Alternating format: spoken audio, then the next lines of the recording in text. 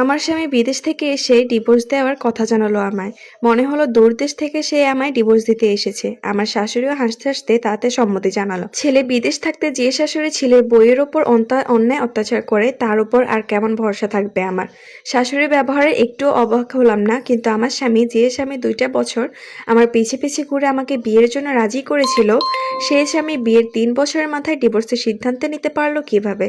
আমাদের তো সেভাবে সংসার করে হয়ে ওঠেনি, হয়নি আমাদের একসাথে থাকা, একে অপরকে বোঝা। আমার স্বামী সকালে বিদেশ থেকে বাড়িতে এসে দুপুরে খাবার টেবিলে যখন বাবা মায়ের সামনে আমাকে ডিভোর্স দেওয়ার কথাটা বলল, তখন আমার শ্বশুর একটু অবাক হলেও আমার শাশুড়ির মুখে হাসি ফুটে উঠল।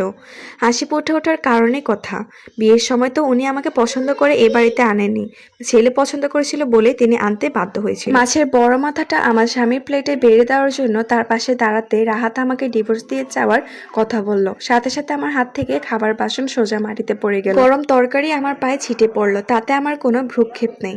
সবাই মেঝের দিকে তাকিয়ে থাকলেও আমি এক পলকে তাকিয়েছি রাহাতের দিকে। আমার স্বামী বিরক্তির চোখে মুখে আমায় বলল, যে কাজ করতে পারো না সে কাজ করতে যাও কেন? এই কথাটা আমার কোনো উত্তর না থাকে আমি কিছু বললাম না, শুধু মনে মনে বিড়বিড় করলাম, আমাকে ডিভোর্স দিচ্ছ কেন? রাহাত বলল, কাবিনের চিন্তা সেটা তুমি পেয়ে যাবে। কাবিনের নয়, আমার সংসারের চিন্তা। কিসের সংসার? তোমার সাথে আমার সেরকম সংসার হয়ে ওঠেনি। তুমি আমাকে ডিভোর্স দিচ্ছ কেন?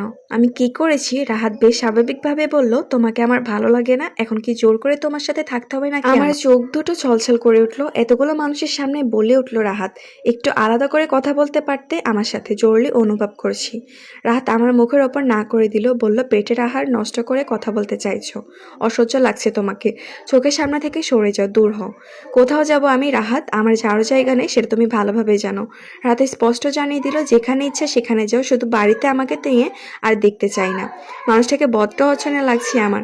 সেই সকালে আসার পর ব্যক্তিগতভাবে একটু কথা বলারও সময় হয়নি আমার। রাহাত বিদেশ থেকে এসেছে শুনে বেশ কয়েকজন আত্মীয় চলে এসেছে বাসায়। আমার ফুফু শাশুড়ি রাহাতকে অনেক ভালোবাসেন। তিনি রাহাত আসার আগে এখানে এসেছেন। মাথা ব্যথা করে তিনি শাশুড়ির রুমে শুয়েছিলেন। বাড়ির এতগুলো মানুষের সামনে এভাবে কথা বলতে খুব খারাপ লাগছিল আমার, তবুও কণ্ঠে জোর এনে বললাম, আমি কোথাও যাব না, আমার স্বামীর বাড়ি মানে এটা আমারও বাড়ি, আমি এখানেই থাকবো, কোথাও যাব না, আমাকে কেউ এখান থেকে বের করতে পারবে না। রাহাত বলল, বেশি কথা বললে একদম ঘাড় ধাক্কা দিয়ে বাড়ি থেকে বের করে দিব। ডিভোর্স আর বিয়ে ছোটখাটো কেন বিষয় না, যে বিয়ে করতে চাইলে আর বিয়ে করে ফেলবে, ডিভোর্স দিতে ইচ্ছে করলে আর সেটাও করবে। রাহাত রেগে আমাকে বলল, আমার 20 থেকে 26 লাখ টাকা লাগবে, আমি এখন ব্যবসা করবো, আমি আর চাকরি করব না, তুমি কি দিতে পারবে? আর না দিতে পারলে এখনই আমার সামনে থেকে চলে যাও, আমি একটা অফার পেয়েছি, আমি সেখানে যাব। এতগুলো টাকা এখন কোথায় পাবো? তুমি আমার অবস্থা জানো, আমার নিজের বলতো কেউ নেই, আমার এক জায়গা থেকে অফার পেয়েছো মানে? রাহাত বেশ দম্ভিকতা দেখিয়ে বলল, আমি যার আন্ডারে কাজ করতাম তার ভাগ্নির সাথে আমার বিয়ের কথা, তিনি আমাকে ইউরোপ যাওয়ার সম্ভাবনা ব্যবস্থা করে দেবেন এবং টাকাও দেবেন, নয়তো এখানে একটা ব্যবস্থা করে দেবেন। আমার মাথায় যেন আরো একবার বাজ পড়লো। নীরব ভঙ্গিতে কিছুক্ষণ চেয়ে রইলাম মানুষটার দিকে, তারপর বললাম, তুমি বিবাহিত সেটা তারা জানেই বা তাতে কি, তুমি তোমার কাবিনের টাকা পেলে এবাড়ি থেকে বেরিয়ে যাবে। রাহাত আমার বাহুতে ধাক্কা দিয়ে বলল, কি করবি তুই? তুকারি করব, নিজের থেকে বেরিয়ে না গেলে ঘাট ধাক্কা দিয়ে বের করে দেব। রাহাতের এই অপমানজনক বিষাদ উপর কথা আমার সহ্য হলো না। দুই এক কথা তর্কাতর্কি শুরু হলো। রাহাত আরেক ধাপ এগিয়ে গিয়ে আমার গায়ে হাত অব্দি তুলতে দ্বিধাবোধ করলো না।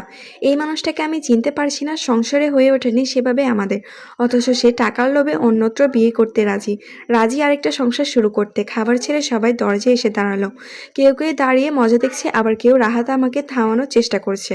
তর্কাতর্কি হাতাহাতির এক পর্যায়ে রাহাতের মুখ দিয়ে তালাক শব্দ বেরিয়ে গেল। আমার 1-2 বার না 3 বার এই জঘন্য শব্দ বের হলো। সারাদিন আমি রুমের দরজাটা আটকে পড়ে রইলাম। আমি আসতে বুঝলাম পারছি না কি করব।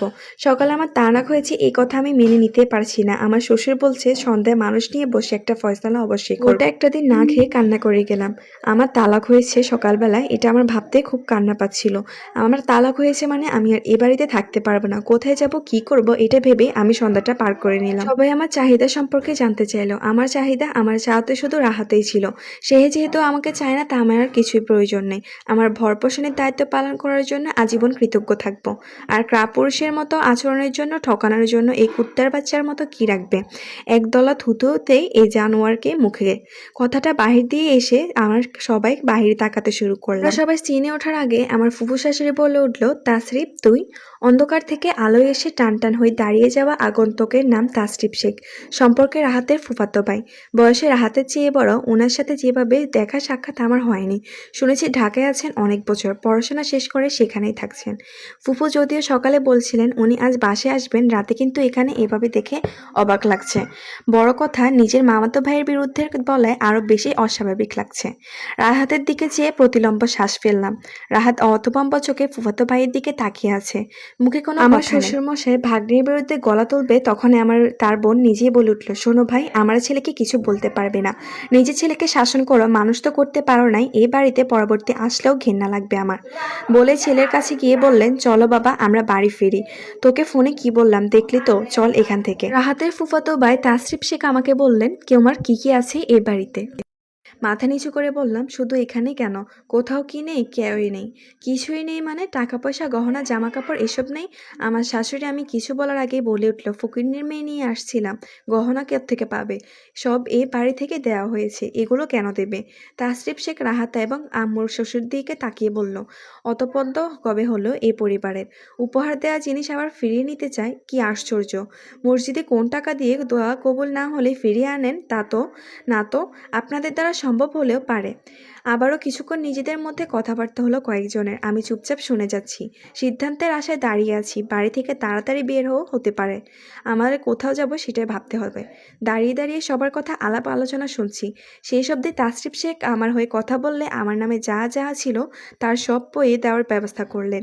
কাবিনের 2 লাখ টাকাও নগদ দিয়ে দিল রাহাত। বাড়ি থেকে বের হওয়ার বন্দোবস্ত চালু হলো আমার।